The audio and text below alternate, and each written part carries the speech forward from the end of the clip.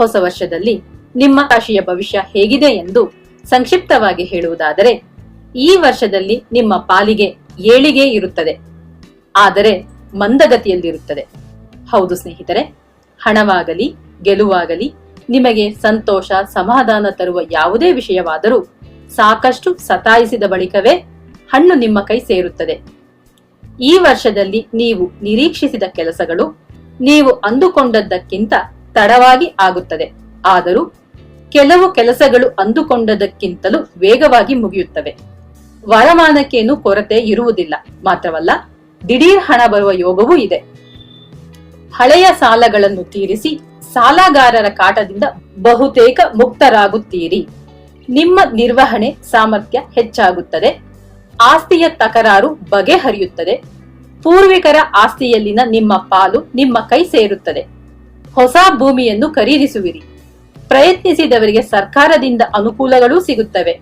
Bank ಸಾಲಗಳು ಸಿಗುತ್ತವೆ. ಆದರೆ ಆ ಹಣವನ್ನು ಎಚ್ಚರಿಕೆಯಿಂದ ಅಗತ್ಯದ ವಿಷಯಗಳಿಗಷ್ಟೇ ಬಳಸಿ. ಸರಿಯಾದ ಹೂಡಿಕೆಗಳಲ್ಲಿ ತೊಡಗಿಸಿ. ಹೊಸ ನಿರ್ಧಾರಗಳನ್ನು ತೆಗೆದುಕೊಳ್ಳಲು, ಹೊಸ ಹೂಡಿಕೆ ಮಾಡಲು ಇದು ಸರಿಯಾದ ಸಮಯವಲ್ಲ. ಗಂಡ ಹೆಂಡತಿಯರ ನಡುವೆ ವಾಗ್ವಾದಗಳಾಗದ ಹಾಗೆ ಎಚ್ಚರಿಕೆ ವಹಿಸಿ. ನಿಮ್ಮ ಖಾಸಗಿ ವಿಷಯದಲ್ಲಿ ಮೂರನೆಯವರು ಮೂಗು ತೂರಿಸದ ಹಾಗೆ ನೋಡಿಕೊಳ್ಳಿ. ಉದ್ಯೋಗದಲ್ಲಿ ದಿನದಿಂದ ದಿನಕ್ಕೆ ಕೆಲಸದ ಭಾರ ಹೆಚ್ಚಾಗುತ್ತಾ ಹೋಗುತ್ತಲೇ ಇರುತ್ತದೆ. ನ್ಯಾಯವಾಗಿ ನಿಮಗೆ ಬರಬೇಕಾದ ಬಡ್ತಿ, ಸಂಬಳ ಹೆಚ್ಚಾಗುವುದು ತಡವಾಗುತ್ತದೆ. ಈ ದಿನಗಳಲ್ಲಿ ನಿಮ್ಮ ಕೋಪ ಹೆಚ್ಚಾಗಲಿದೆ. ನಿಮ್ಮ ಕೋಪವನ್ನು ನಿಯಂತ್ರಣದಲ್ಲಿಟ್ಟುಕೊಳ್ಳಿ. ಆಡುವ ಮಾತುಗಳಲ್ಲಿ ನಿಗಾ ಇರಲಿ.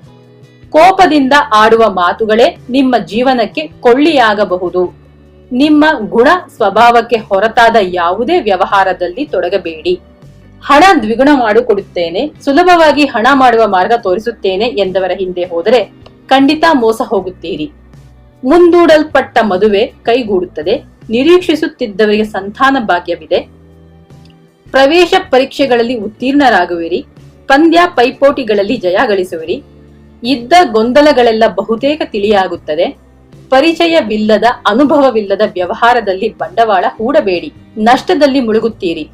ಆತುರಕ್ಕೆ ಬಿದ್ದು ಇದ್ದ ಸ್ಥಳದಿಂದ ಹೊಸ ಸ್ಥಳಕ್ಕೆ ಅಂಗಡಿಯನ್ನು ಬದಲಾಯಿಸಬೇಡಿ. ಪಾರ್ಟ್ನರ್ಶಿಪ್ ವ್ಯವಹಾರ ಬೇಡವೇ ಬೇಡ. ಮಾಮೂಲಿಯಾಗಿ ಆಡುವ ಮಾತುಗಳೇ ವಿಪರೀತಕ್ಕೆ ಹೋಗುವ ಅಪಾಯವಿದೆ. ವಿದ್ಯಾರ್ಥಿಗಳು ಟಿವಿ, ಮೊಬೈಲ್, ಸಿನಿಮಾ, ಕ್ರಿಕೆಟ್ ಇತ್ಯಾದಿ ಮನೋರಂಜನೆಗಳನ್ನು ಪಕ್ಕಕ್ಕಿಟ್ಟು ಓದಿನಲ್ಲಷ್ಟೇ ಗಮನ ಹರಿಸಿದಾಗ ಮಾತ್ರ ವಿದ್ಯೆಯಲ್ಲಿ ಯಶಸ್ಸು ಸಾಧ್ಯ. ಗುರು ಕ್ಷೇತ್ರಗಳಾದ ಮಂತ್ರಾಲಯದ ರಾಘವೇಂದ್ರ ಸ್ವಾಮಿಗಳನ್ನಾಗಲಿ, ಶಿರಡಿಯ ಸಾಯಿಬಾಬರನ್ನಾಗಲಿ, ವರದಪುರ ಶ್ರೀ ಕ್ಷೇತ್ರದ ಶ್ರೀಧರ ಸ್ವಾಮಿಗಳನ್ನಾಗಲಿ, ಶ್ರೀ ಕ್ಷೇತ್ರ ಗಾಣಗಾಪುರ ದತ್ತಾತ್ರೇಯ ಸ್ವಾಮಿಗಳ ದರ್ಶನವನ್ನಾಗಲಿ ಮಾಡಿ ಬರುವುದರಿಂದ ಶುಭವಾಗುತ್ತದೆ. ಶುಭವಾಗಲಿ.